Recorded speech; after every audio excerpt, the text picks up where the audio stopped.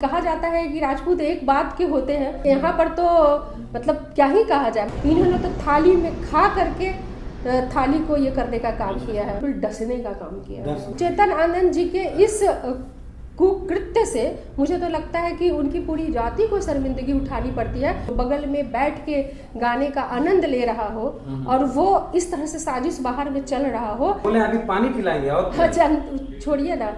चेतन आनंद आपके साथ गद्दारी किए, आनंद मोहन का बेटा, और फेसबुक पे लिखा कि ठाकुर के कुएं में बहुत पानी है, सबको पिलाना है, और सबसे पहले तेजस्वी को पानी पिला दिए सदन में।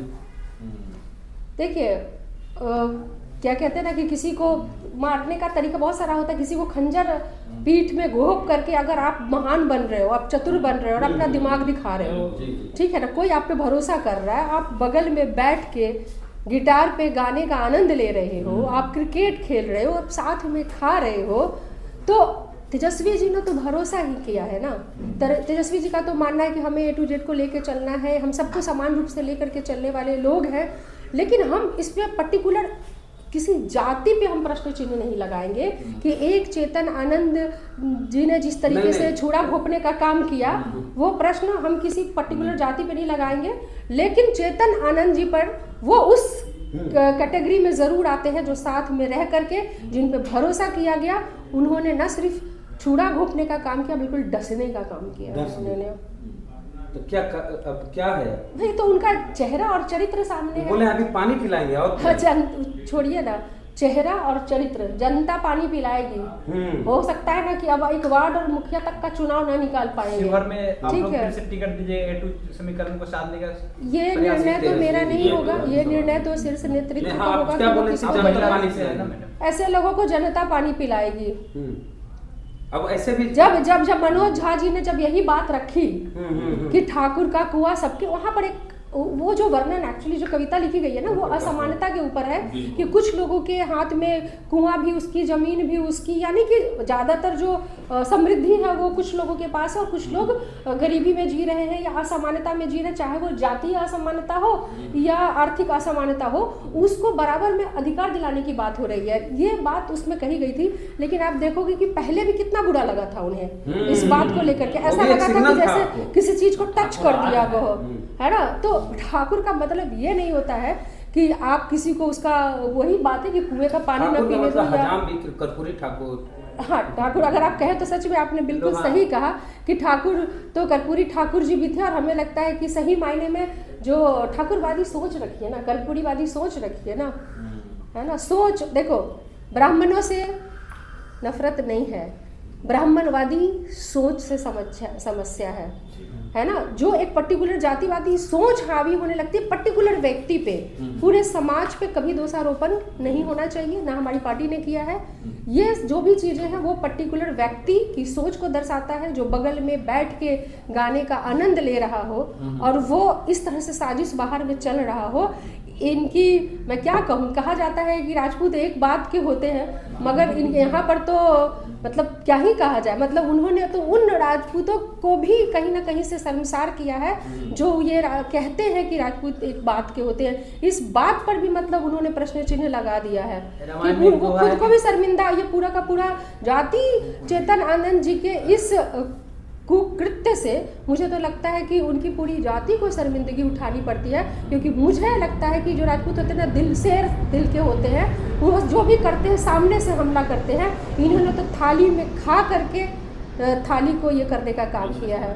तेजस्वी जी कह रहे थे खेला होगा, खेला हो गया, आपके 3 विधायक चल गए NDA के साथ।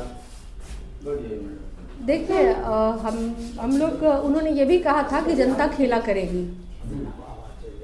तो जनता खेला तो तभी करेगी ना जब चुनाव होगा। तो निश्चित तौर पे चुनाव का इंतजार करिए, 2024 का भी चुनाव है, 2025 का भी चुनाव है। जो तेजस्वी जी ने कहा था कि खेला होगा, वो पर्टिकुलर कोई डेट देके नहीं बोला था कि इसी डेट पे खेला होगा। उन्होंने ये कहा था कि जनता खेला करेगी, बिहार की जनता, जिसने जनता की इच्छाओं को मार करके सबसे अधिक हमारी पार्टी थी जो सीट लेकर के आई, और चोर दरवाजे से जो उन्होंने चोरी किया और सरकार में गए, तो जनता तो सब देख रही, तो खेला निश्चित तौर पे होगा, पर जनता जरूर करेगी खेला। कहाँ चोर दरवाजे से? चुनाव तो बीजेपी के साथ लड़े थे नीतीश कुमार, बीजेपी के साथ लड़े, चल गए। हाँ तो ठीक है, उन्होंने अपना गठबंधन बनाया, लेकिन जनता ने सबसे ज्यादा जिसको सीट दिया, हाँ। तो माना तो यही जाएगा ना कि सब जो इच्छा थी जनता की वो तेजस्वी यादव जी को मुख्यमंत्री के रूप में देखने की थी, ये तो आप मानते हो ना, क्योंकि अगर सबसे बड़ी पार्टी बनी, सबसे ज्यादा सीट जिन्हें मिली, तो जनता की इच्छा इस बात को दर्शाता है कि जनता की इच्छा क्या थी। तो खेला निश्चित होगा कि जनता आहत है, जो सरकार बनी उससे निश्चित तौर पर जनता आहत थी। अब तो सबसे बड़ी पार्टी नहीं रही आपकी,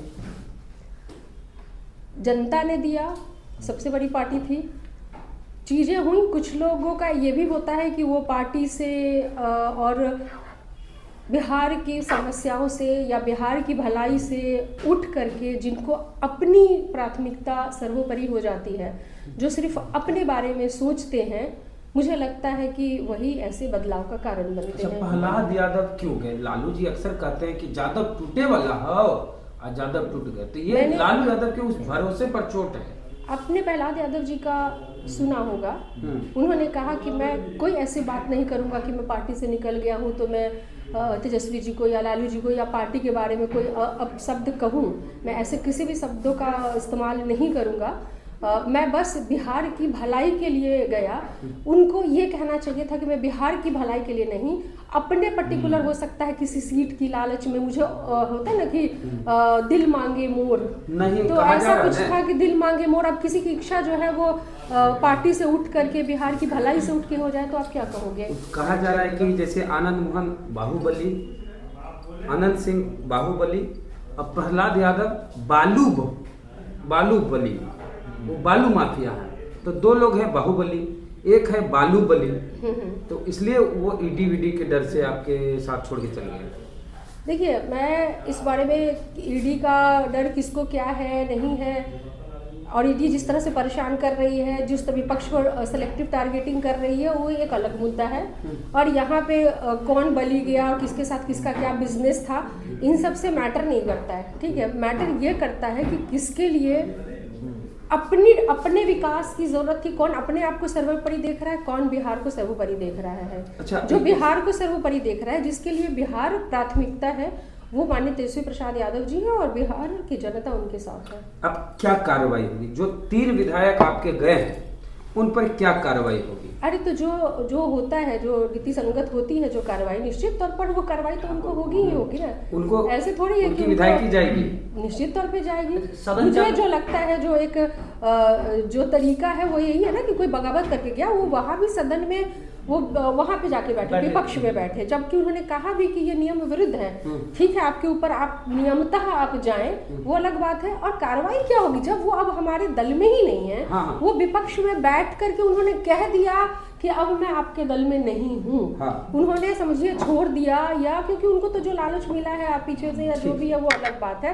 तो जो नियम संगत होगा जो वो तो होगा ही ना। उन्होंने ऑप्शन छोड़ा कहाँ है, उन्होंने 2 लोग तो फैसला लेकर के विपक्ष में बैठ गए। 2 लोग पहले आपको सिग्नल दे चुके थे, जैसे अनंत सिंह की पत्नी। जिस समय पूरा राजद, इवन तेजस्वी यादव हो, शीर्ष नेता हो, बागेश्वर का विरोध कर रहे थे, उस समय अनंत सिंह की पत्नी बागेश्वर धाम के दरबार में जाती हैं, तो ये एक सिग्नल था कि मैं पार्टी की नीतियों के खिलाफ हूँ।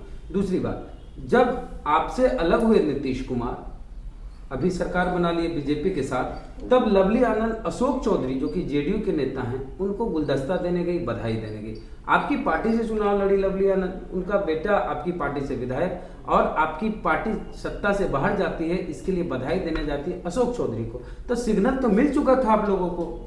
देखिए, किसी किसी के ना व्यक्तिगत भी रिश्ते होते हैं, कोई जरूरी नहीं क्या है कि बात व्यक्तिगत रिश्ते होंगे कि हमारी सरकार गिरी और हम बधाई देने जाएंगे, इतना व्यक्तिगत रिश्ता आपका बीजेपी के साथ तो किसी से तो होगा। ठीक है, इंडिकेशन मिल ही रहा होगा। अगर कह रहे हैं, अगर आप लोगों ने ज्यादा नजर रखी होगी, मुझे इन बातों की जानकारी नहीं है, तो मैं यही कह सकती हूँ कि अगर इंडिकेशन मिल रहा था तो आज वो प्रूफ हो गया। बाकायदा अशोक चौधरी फोटो लगाए फेसबुक पे। तो वो उनके लिए वो मोमेंट रहा होगा ना कि भाई हम किसी को तोड़ रहे हैं धीरे धीरे, या कोई हमारी तरफ धीरे धीरे हम लाने का प्रयास कर रहे हैं। खेल तो करने का प्रयास आप भी किए, कहाँ चूक गए तेजस्वी यादव?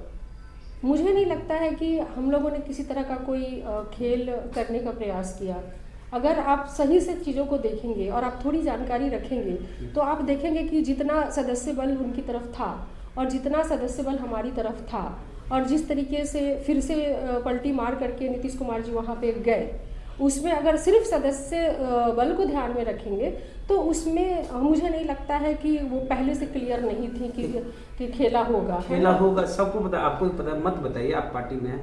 एक चीज बात ही नहीं, पार्टी में होने वाली बात सवाल ये है ना कि जैसे आपके पक्ष में भी तो ये बहुत बड़ी सफलता है आपकी कि जो सबको तोड़ने वाली पार्टी है बीजेपी। अच्छा ठीक है, आप लोग कौन से लोग हैं, कहाँ है वो लोग? कोई लोग है जो बीमा भारती पे कार्रवाई हो रही है एक तरह से। वो जो बोले मिश्री लाल यादव आपके साथ जा रहे थे, हाँ मिश्री लाल यादव के बेटा पे FIR हो गया, बीमा भारती के पति पे FIR हो गया, बेटा पे FIR हो गया। मुझे लगता है कि अगर ऐसा होता तो वो लोग एक दिन पहले या 2 दिन पहले भी आकर के हमारे साथ बैठे होते, सदन वाले दिन ही आकर के वो आते। और इतना मुझे नहीं लगता कि ये सुनियोजित है या उनको आना था। लेकिन आप एक चीज देखिएगा, मैं एक चीज पर ध्यान आकृष्ट करना चाहती हूँ, जिसका कोई प्रूफ नहीं है, जो प्रमाण नहीं है, सिर्फ शक के आधार पे इतनी बौखलाहट रखता हो जो पार्टी, जो कि अपने ही पार्टी के विधायक पे उसके पति और पुत्र की गिरफ्तारी कराता हो, सोचिए कि वो सत्ता की जो लालसा है वो कितनी तीव्र है। उसी में मैं अपने नेता की तारीफ करना चाहूँगी, जिसको कि अपोजिशन ने भी उनके जो उन्होंने विधानसभा में जो कल बोला उसकी तारीफ पूरा देश कर रहा है कि कितनी संयमित, मैच्योर, सुलझी हुई वाणी उनकी थी कि आप चाहे जो भी नेता आप गए हो टूट करके यहाँ से, जो भी हो, आपको इन लोगों ने नहीं रखा था, तब मैंने आपको वो सीट दी, वो जगह हमने सोचा युवा को हम देंगे मौका तो युवा बिहार को आगे लेकर के जाएगा। हमने तो उस उम्मीद पे, उस लालसा से हमने वो मौका दिया। लेकिन फिर आप गए हो, कोई बात नहीं, फिर दिल टूटेगा तो आपका भाई यहाँ पे है, हम आप आ जा, जो ऐसा ही कुछ बोला था ना उन्होंने कि आपका भाई यहाँ पे है। उन्होंने एक बड़ा दिल दिखाया, एक मैच्योर, उनका सब कुछ संयमित जो भाषण था, वहीं पे अगर आप सुनोगे सम्राट चौधरी जी का तो ऐसा लग रहा है कि कितना गुरूर आ गया। आप सोचो कि सत्ता हासिल भी जुम्मा 2 दिन हुआ और ये गुरूर की एक पर हमारे नेता ने नहीं कहा एक पे कार्रवाई करूंगा। हमारे नेता ने कहा गए हो, बड़ा भाई हूँ, कभी दुख हो, कभी लगे तो मैं फिर भी रहूंगा तुम्हारे लिए। और वो व्यक्तिगत तौर पे रहेंगे या सत्ता के तौर पे रहेंगे ये मैं नहीं कह सकती, मगर उन्होंने बड़ा हृदय दिखाया। वहीं पर आप देखोगे सम्राट चौधरी जी का, जो कि कह रहे हैं कि एक को देख लूंगा, एक की जो उनके एक लाइन में जो कुछ भी था। सवाल, अहम सवाल आता है, तो ये बहुत बड़ा फर्क है जिनके हाथ में सत्ता गई है और बहुत बड़ा फर्क है जिनके हाथ से सत्ता गई है।